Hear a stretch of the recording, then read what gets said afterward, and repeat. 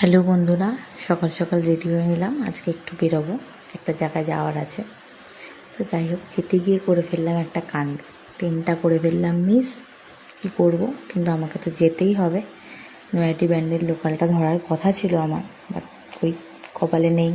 যাই হোক, বড়মা যেটা করে সেটা ভালোর জন্যই করে। তা ভাবলাম যখন যাচ্ছি এদিক দিয়েই যেতে হবে, লঞ্চ পার করে যাব, তো একবার বড়মা দর্শন করেই যাই। অনেক দিন হয়ে গেছে বড়মার কাছে যাই না, বড়মা টানে না, সেজন্য যেতে পারছিলাম না। তো যাই হোক, আজকে ভেবেছি যাই হোক দেরি হলেও আমি বড়মার কাছে যাবই। তো যাই হোক, যেতে পেরেছি।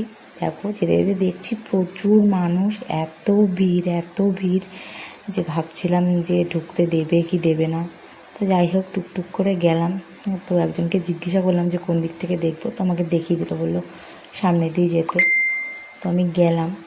তো যেতে যেতে দেখছি কত মানুষ দাঁড়িয়ে রয়েছে এখানে।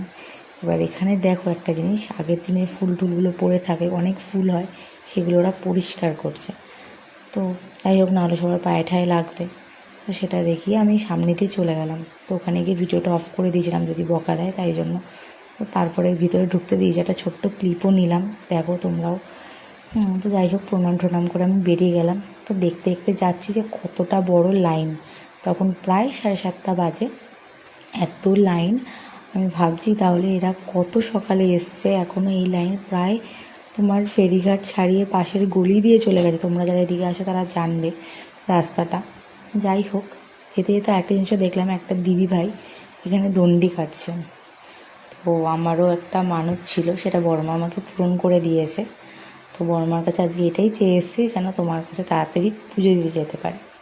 যাই হোক, ভিডিওটা নড়ছে, মানে বুঝতে পারছিলাম না, মানে সামনে দেখছিলাম যে লঞ্চটা দাঁড়িয়ে আছে, ধরতে পারবো কি পারবো না, সেজন্য দৌড়াচ্ছিলাম। তো যাই হোক, আমি লঞ্চটা ধরতে পারিনি।